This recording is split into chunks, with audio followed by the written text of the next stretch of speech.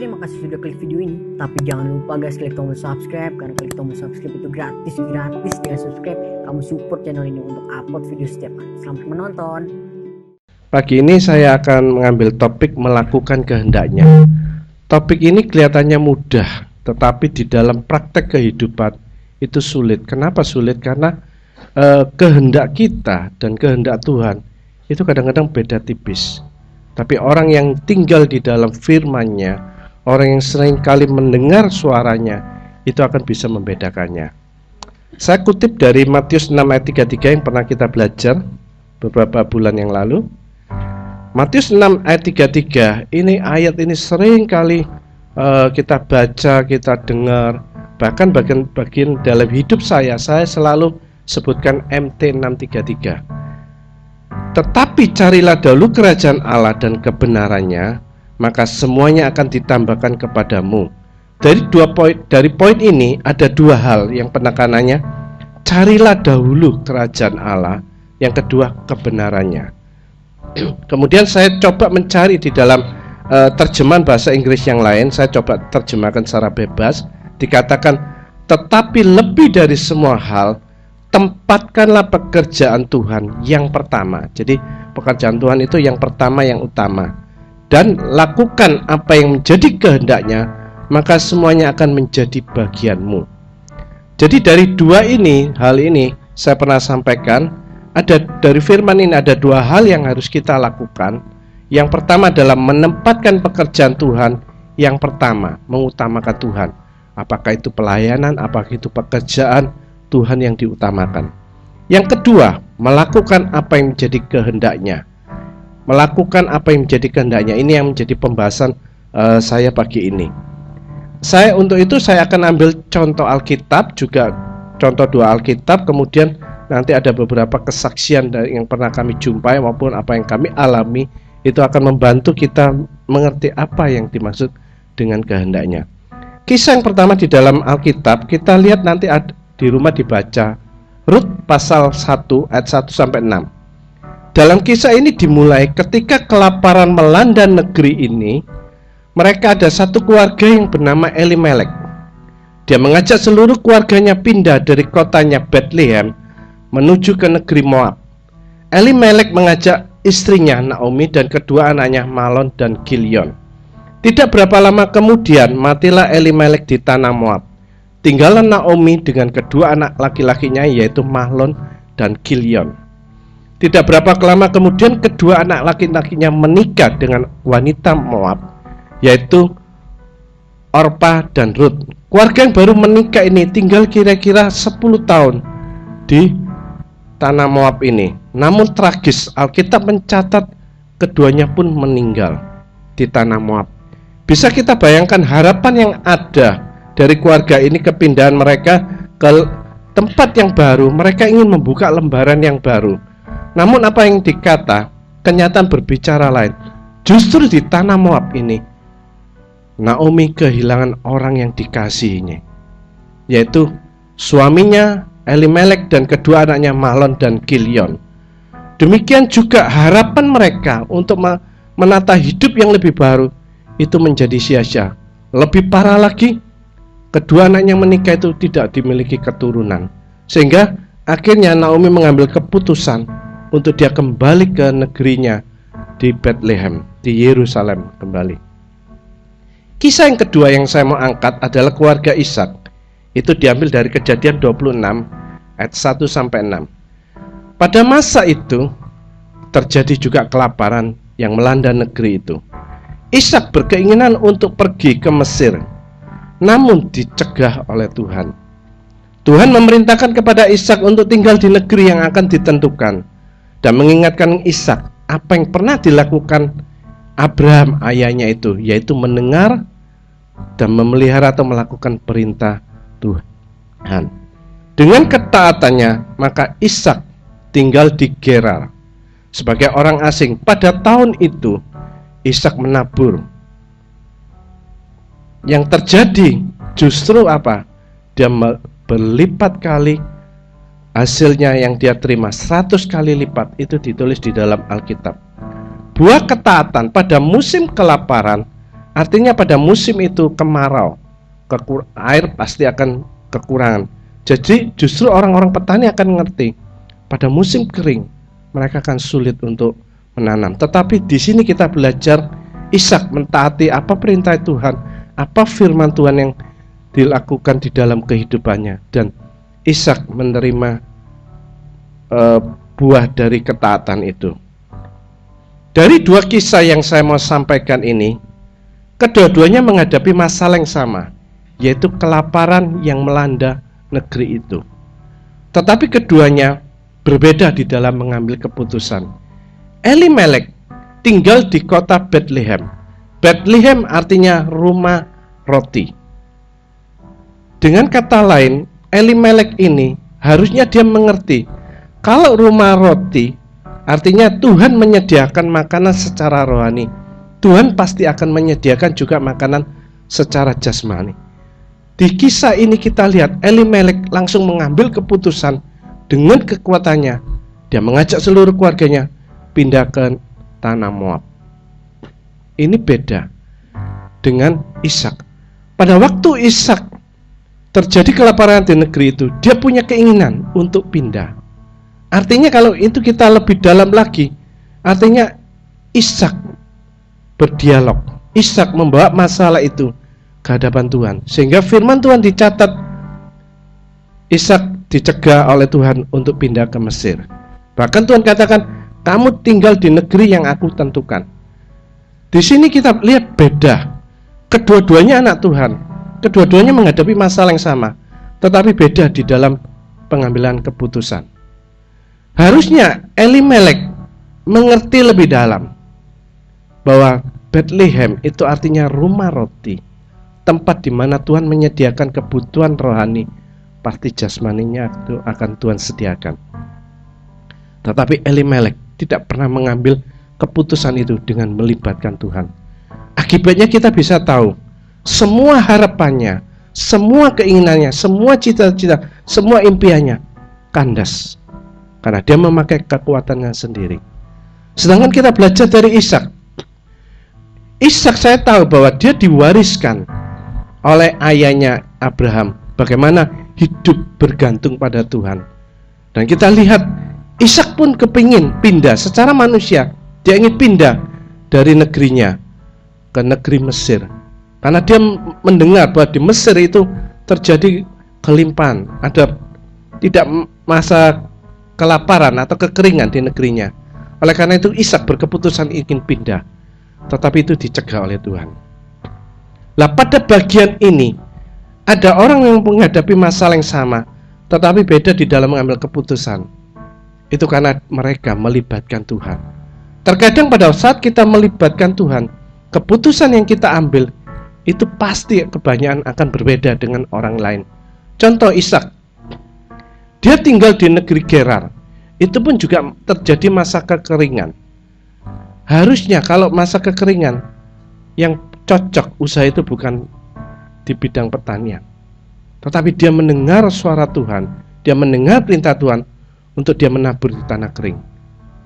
Kalau kita menabur di tanah kering, itu akan butuh banyak air, akan butuh banyak hal, tetapi dia percaya kepada Tuhan.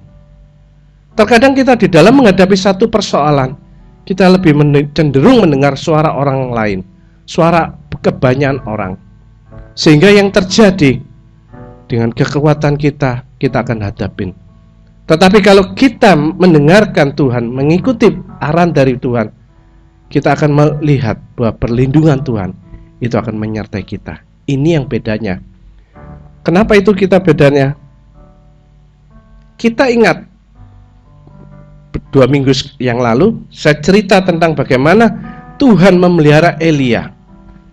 Kalau Tuhan yang menyuruh Elia untuk menyampaikan satu pesan, pasti Tuhan akan menyertai, memberikan pemeliharaan dalam hidupnya. Kita lihat Elia disuruh apa? Bukan tinggal di istana, bukan tinggal di tempat yang berkelimpahan, tapi dia diminta Tuhan untuk tinggal di tepi sungai Kerit. Kita bisa bayangkan makan dari mana? Tapi Tuhan memelihara dengan cara yang unik. Saya mau tanamkan, kalau Tuhan yang manggil, Tuhan akan memperlengkapi. Elia untuk minumnya dia dipelihara lewat sungai dari Kerit. Untuk makannya Tuhan kirimkan burung gagak tiap pagi dan petang, dengan Tuhan kirimkan roti dan daging. Sehingga selama masa kekeringan itu, masa kekeringan melanda negeri Israel pada masa itu, Tuhan tetap pelihara hambanya yang melakukan. Kadang kita terjebak di dalam posisi ini.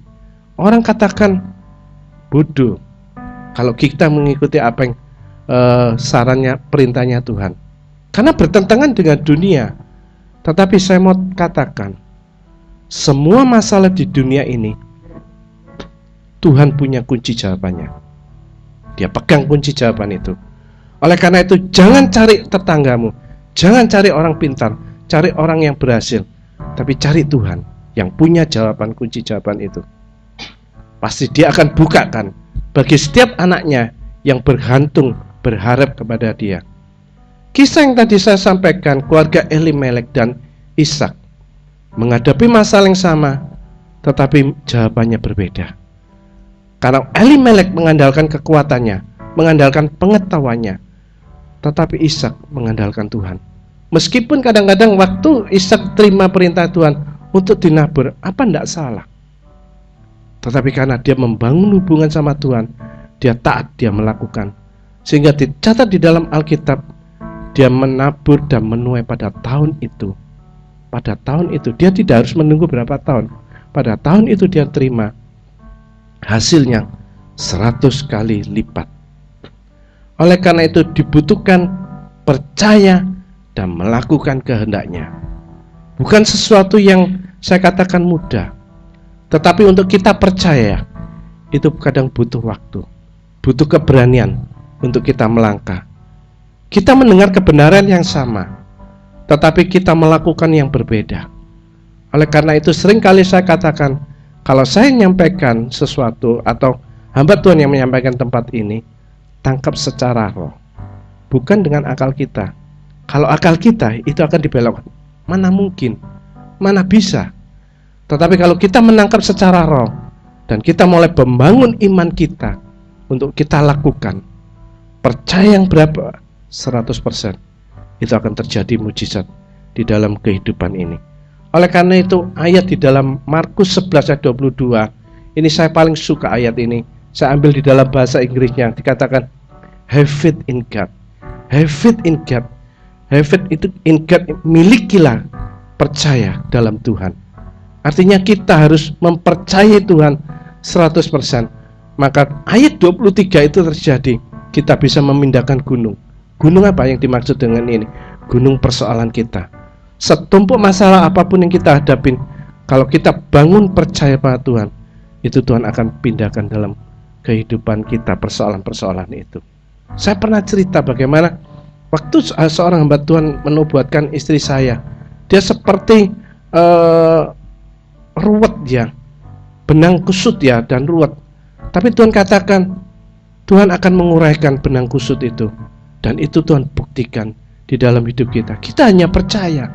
Percaya tidak butuh ongkos, tetapi butuh harga untuk kita menghadapi cemoohan orang lain, kataan orang lain.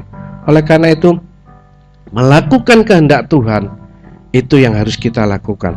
Saat kita melakukan dengan tepat dan benar kehendak atau perintahnya, maka berkat dan perlindungan Tuhan itu nyata di dalam kehidupan ini. Kembali lagi saya cerita tentang Elia. Saat dia mendengar dan melakukan perintah Tuhan, apakah Tuhan lepas pemeliharaan hidupnya? Tapi Tuhan pelihara dengan cara yang unik.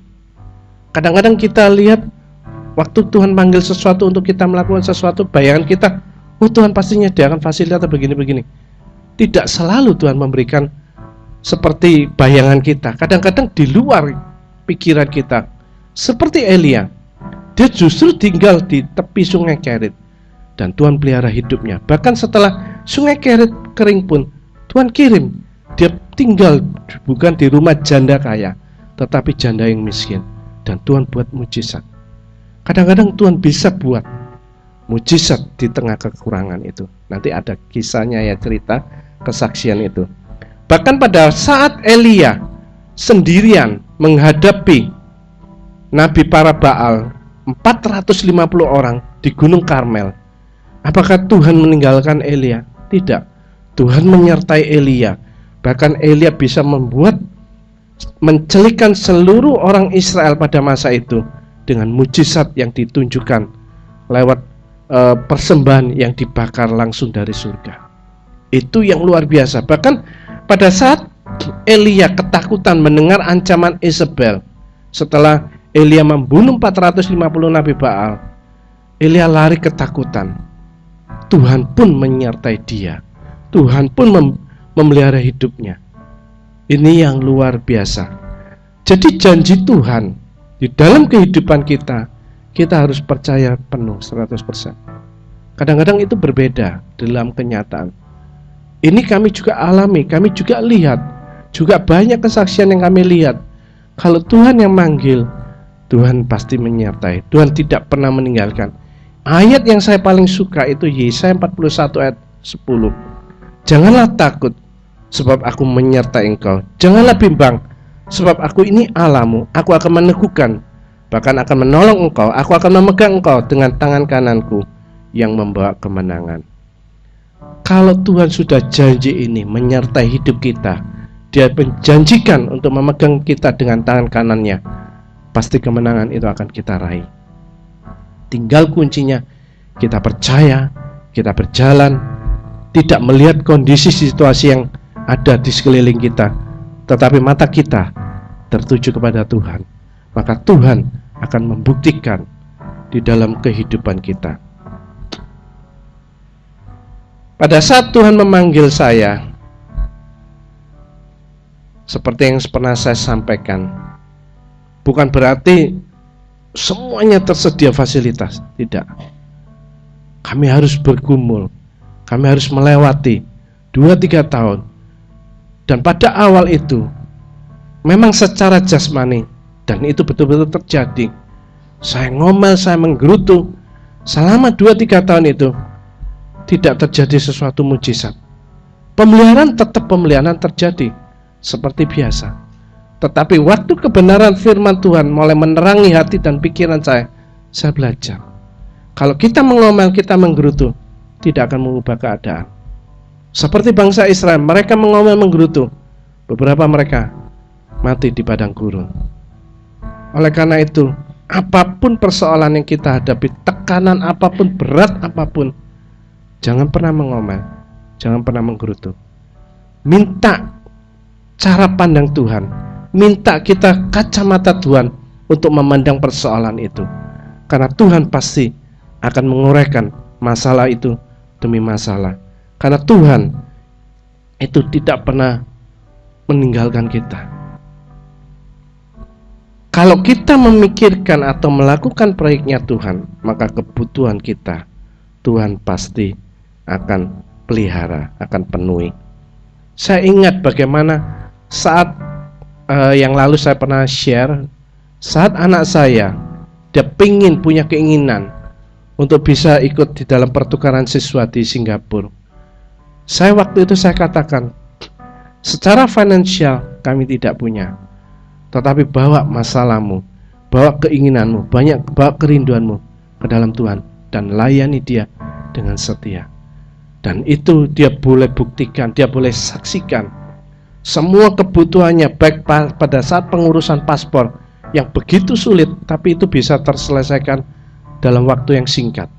Demikian juga uang sakunya, uang tiketnya, semuanya dia lihat Tuhan sediakan tepat pada waktunya. Yang penting kita bisa menyenangkan Tuhan, kita bisa melakukan kehendaknya, maka apa yang menjadi kebutuhan kita, itu Tuhan yang akan sediakan. Pagi ini saya akan buka dengan satu kesaksian. Kami melihat dan mengenal keluarga ini sekitar tahun 2011 dalam satu acara perkabungan di Adiasa. Waktu itu istri saya ketemu dengan keluarga ini. Dia rupanya, keluarga ini adalah yang istrinya atau ibu ini teman dari teman istri saya. Kemudian dia cerita sepintas dengan istri saya di acara perkabungan itu. Kemudian istri saya mengajak karena dia tahu anaknya masih remaja, ada yang anak-anak, diajak untuk datang ke tunas muda. Minggu demi minggu kita tunggu, dia tidak datang.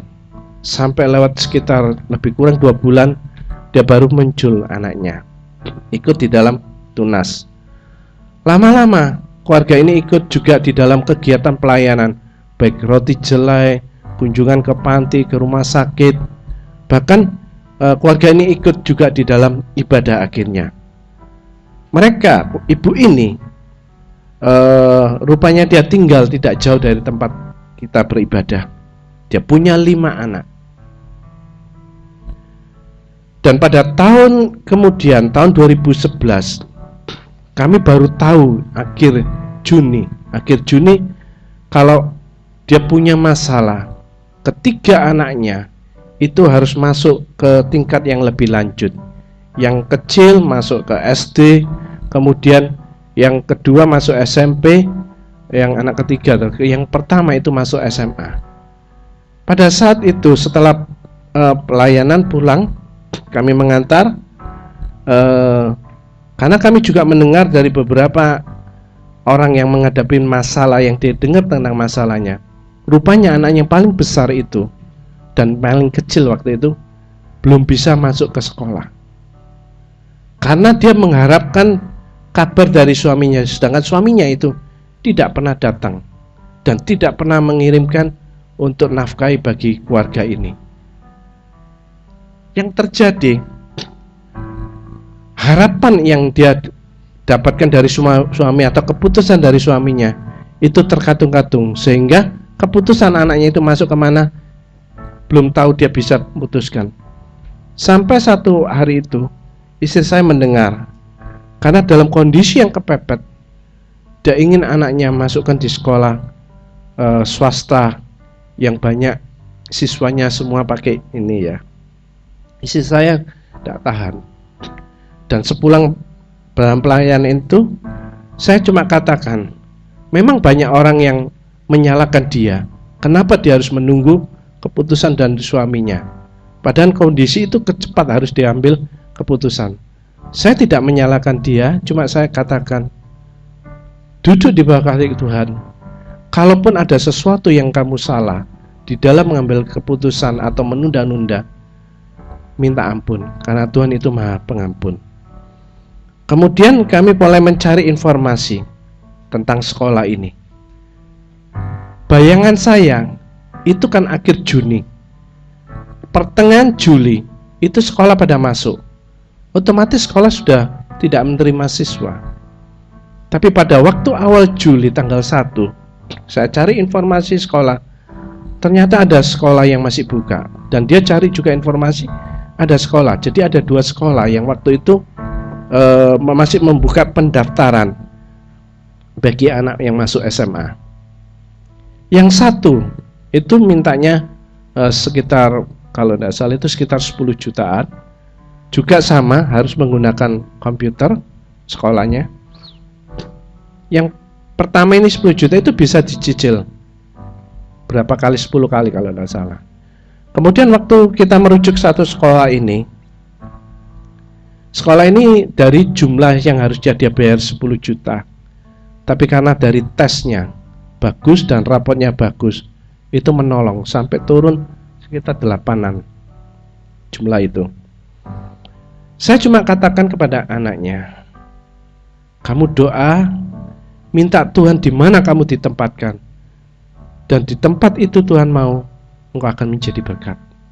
Jangan pikirkan yang lainnya, jangan pikirkan jauhnya tempat tinggal atau transportasinya bagaimana. Kemudian sampai pada akhirnya keputusan yang harus diambil, rupanya Tuhan menginginkan untuk anak ini masuk di sekolah yang Tuhan inginkan dia bersekolah ini. Waktu itu Tuhan bicara kepada saya untuk mengkoordinir, mengatur bagaimana untuk kebutuhan dana bagi anak ini. Lewat waktu demi waktu, pada awal-awal saya bayangkan, Tuhan, bagaimana caranya untuk bisa dana ini terpenuhi sehingga anak ini bisa sekolah. Tidak sampai dia terlantar di sekolah yang pergaulan yang berbeda itu. Tapi saya melihat tangan Tuhan itu tidak pernah meninggalkan.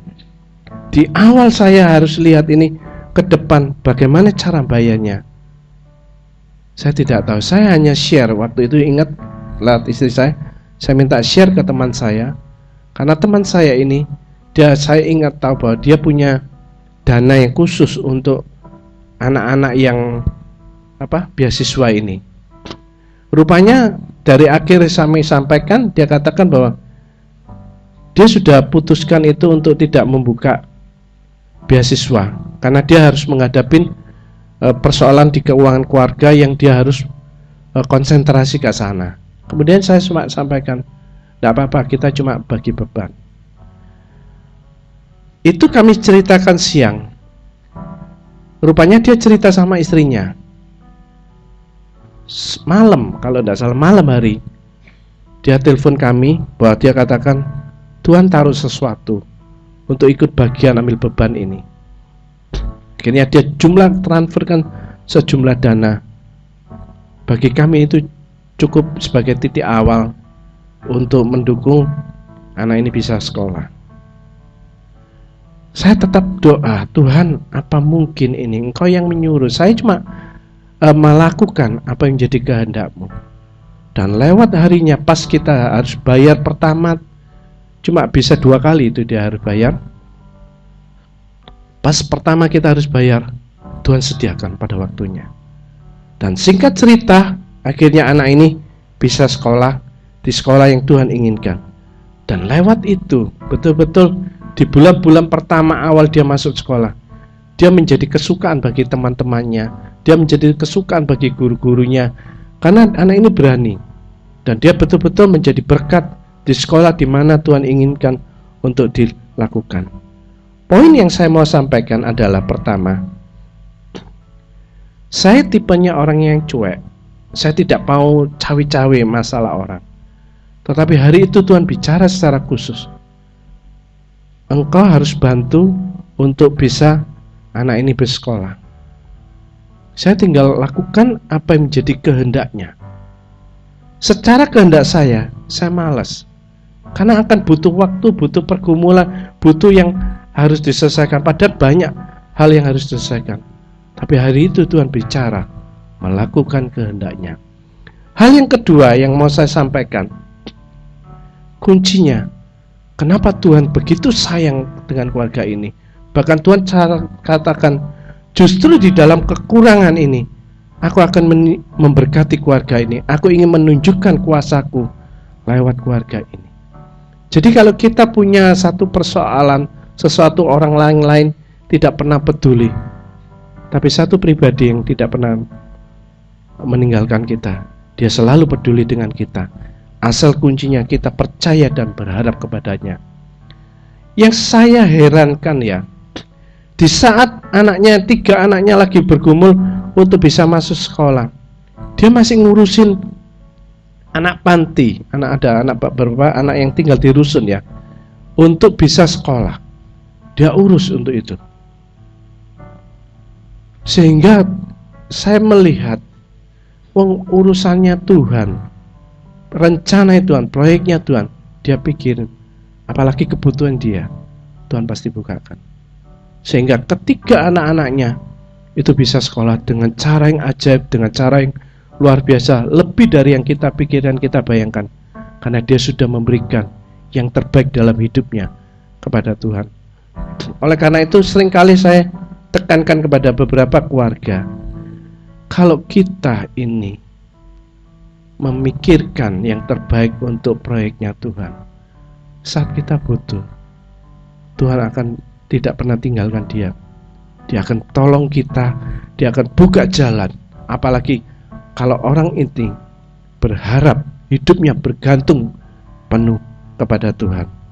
Yang luar biasa, satu persatu demi masalah dalam keluarganya, Tuhan bukakan tanpa satu peser pun uang dari suaminya. Tapi Tuhan bisa tolong karena dia sudah banyak menabur di ladang Tuhan lewat hidupnya, lewat pelayanannya, Tuhan pakai secara luar biasa. Jadi Tuhan bisa melakukan mujizat dalam kehidupan seseorang yang dalam kekurangan apapun Tuhan akan nyatakan, bukan hanya dalam mereka yang hidup di dalam kelimpahan. Cerita yang kedua yang saya mau sampaikan, tokoh ini cukup terkenal, namanya Loren Cunningham. Loren Cunningham, dia adalah pendiri Youth with a Mission, satu pelayanan yang bergerak untuk mempersiapkan anak-anak muda untuk menginjil lewat anak-anak muda. Dan banyak anak-anak muda didikan Youth with a Mission itu menjadi berkat di negara-negara. Dan di Indonesia juga ada beberapa kota yang dipakai sebagai tempat training anak-anak muda.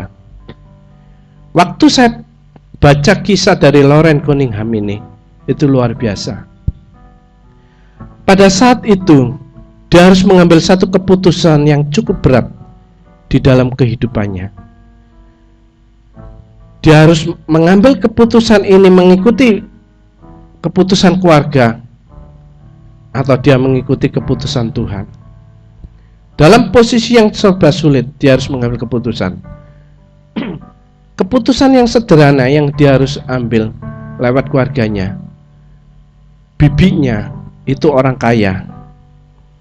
Dia minta lewat orang tuanya untuk supaya Loren ini bisa mewarisin keluarganya, kekayaannya setelah di hari tuanya.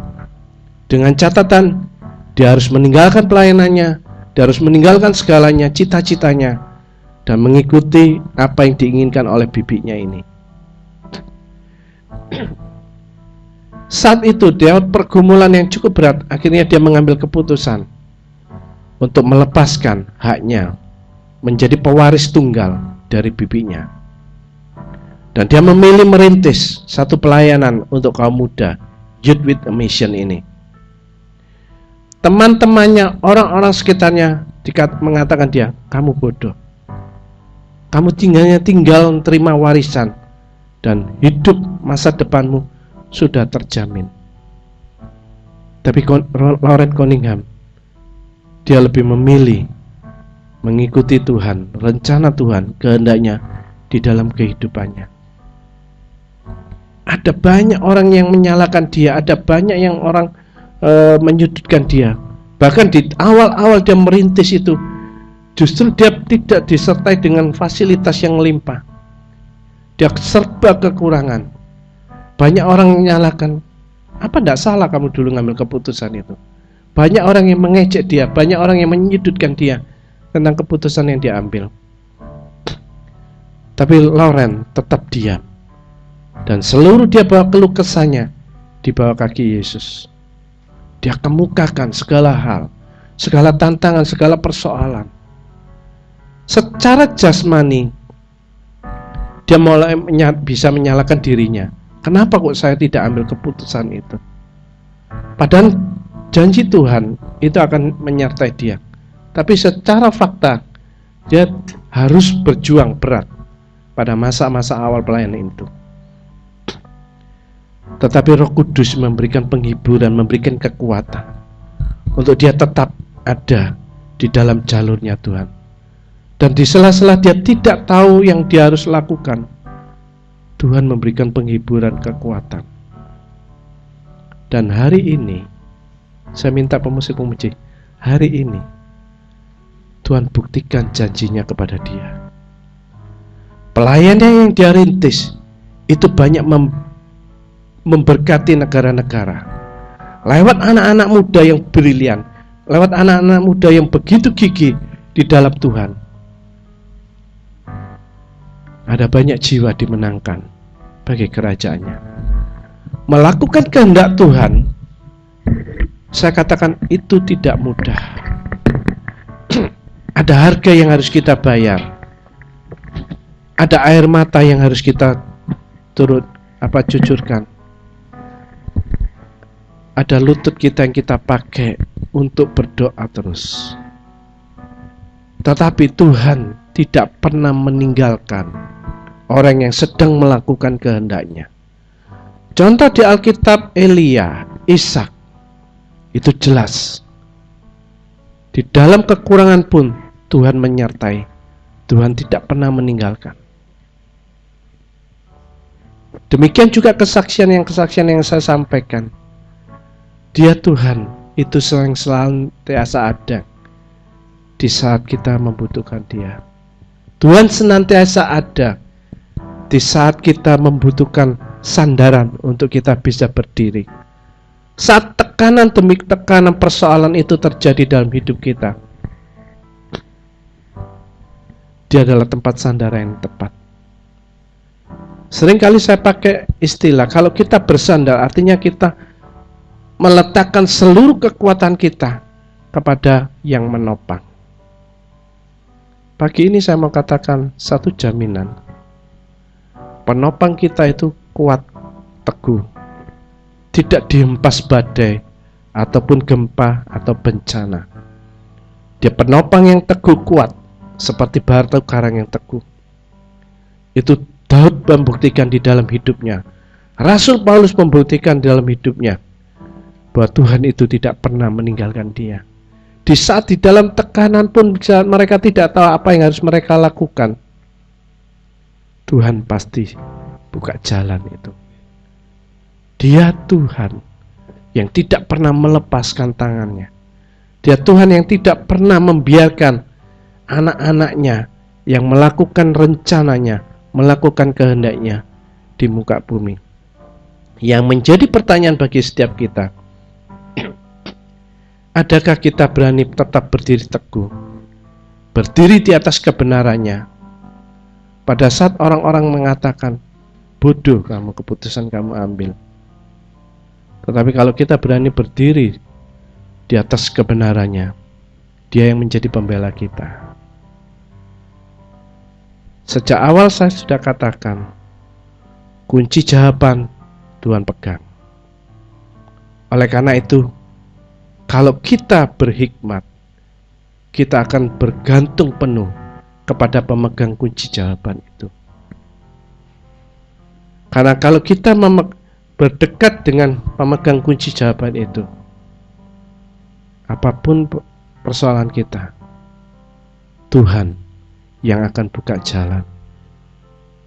Dia adalah Tuhan yang melihat, Tuhan yang mendengar, dan Tuhan yang bertindak. Kenapa ini kami sampaikan statement ini? Karena kami lihat di dalam masa kesesakan pun Tuhan yang memberi penghiburan. Bahkan orang paling dekat kita pun, orang yang seringkali kita ketemu dengan dia tidak akan tahu. Tetapi ada sepasang mata yang senantiasa tahu dan ada di saat kita membutuhkannya. Mari kita hampirin Dia.